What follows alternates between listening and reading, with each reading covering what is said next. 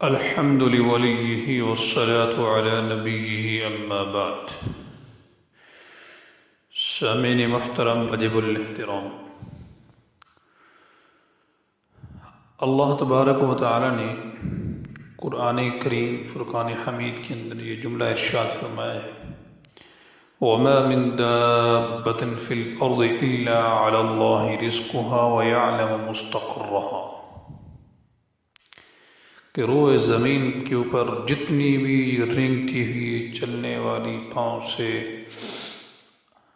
اور ہوا کے اندر اڑنے والی چیزیں، سمندروں کے اندر رہنے والی جتنی بھی تمام دنیا کے اندر اللہ نے روئیں بھیجی ہیں، اللہ تبارک و تعالیٰ فرماتے ہیں ان کا رزق میرے ذمے ہے،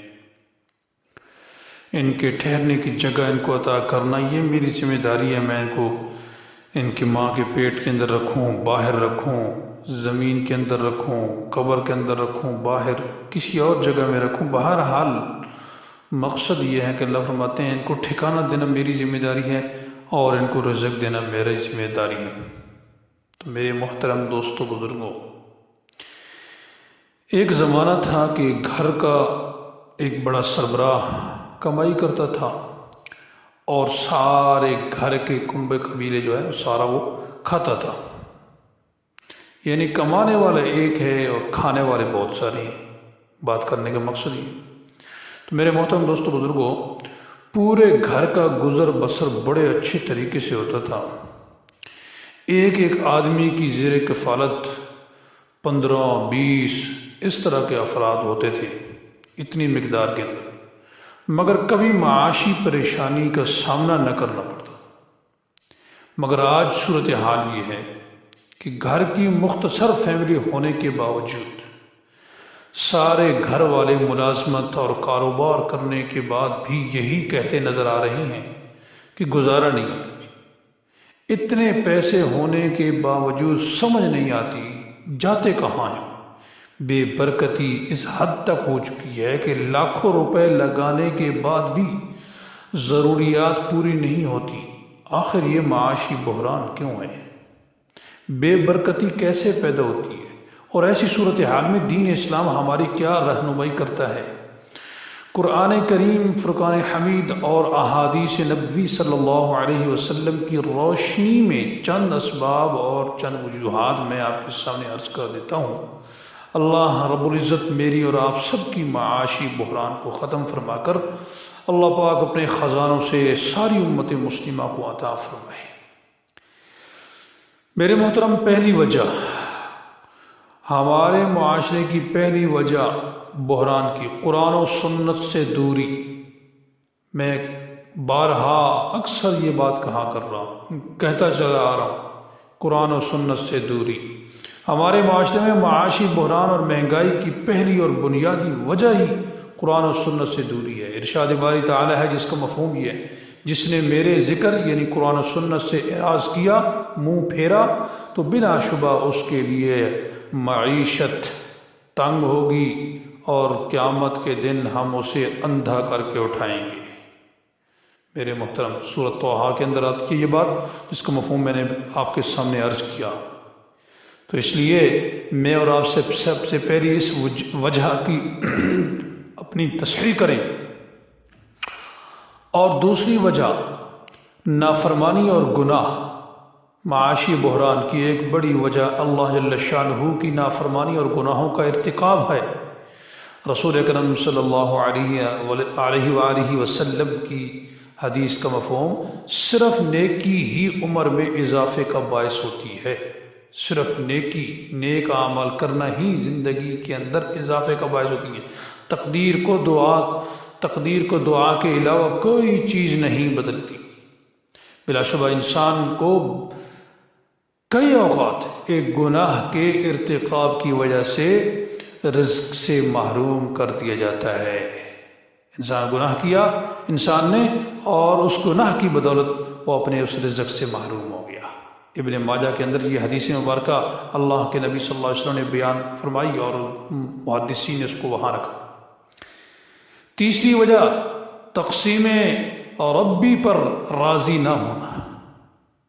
بندہ جب اللہ جل شانہ کی تقسیم پر راضی نہ ہو تب اللہ تبارک و تعالیٰ اس کے لیے اپنی خیر و برکات کے دروازے بند کر کے فقیری اور محتاجی اور افلاسی کے دروازے اس کے کھول دیتے ہیں۔ جیسا کہ رسول اکرم صلی اللہ علیہ وسلم کا فرمان بھی ہے کہ جس کا مفہوم یہ ہے کہ اللہ تبارک و تعالیٰ اپنے بندے کو دے کر آزماتا ہے، اور جو اللہ رب العزت کی تقسیم پر راضی ہو جائے اسے برکت اور وسعت سے نوازا جاتا ہے، اور جو تقسیم ربی پر راضی نہ ہو اسے برکت سے اس سے برکت اٹھا لی جاتی ہے۔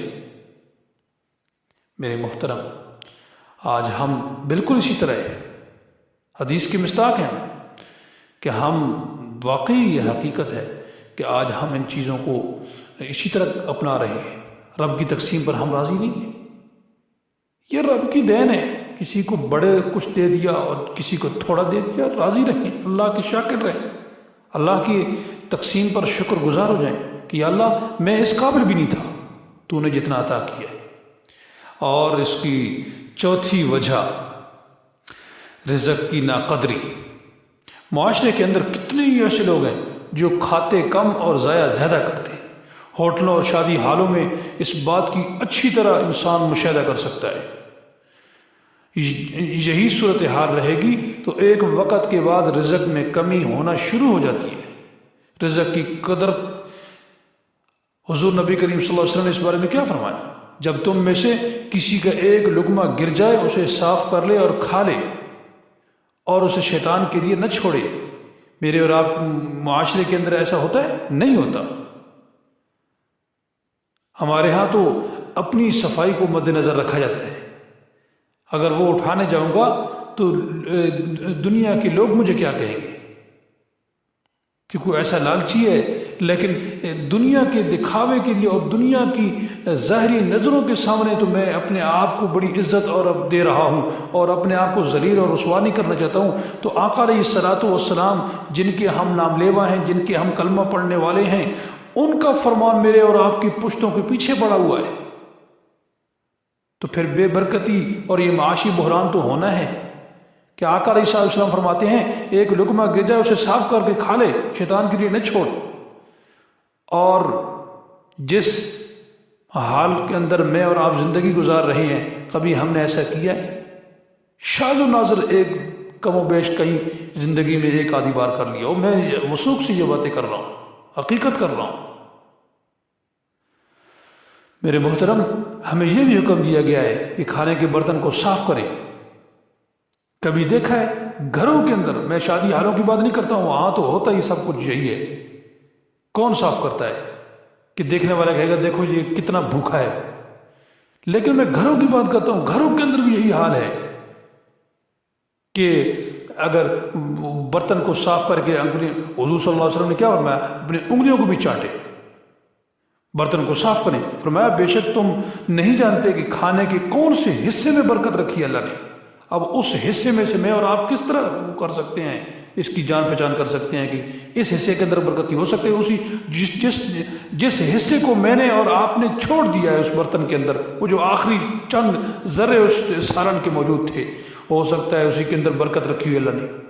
جو روٹی کا ٹکڑا مجھ سے اور آپ سے وہ رہ گیا ہے، جس کو ہم نے ویسے چھوڑ دیا ہے، ہو سکتا ہے اسی کے اندر برکت ہو، نور ہو، انوارات ہوں، میرے اور آپ کے لیے ہدایت کا ذریعہ وہی بنے، ہم نے چھوڑ دیا۔ تو اس لیے میرے محترم دوستو بزرگوں، اس چیز کا خیال کیجیے۔ اللہ پاک ہمیں قرآن و سنت کی روشنی میں اپنی زندگی کو سنوارنے کی توفیق عطا فرمائے۔ وما علینا الا البلاغ۔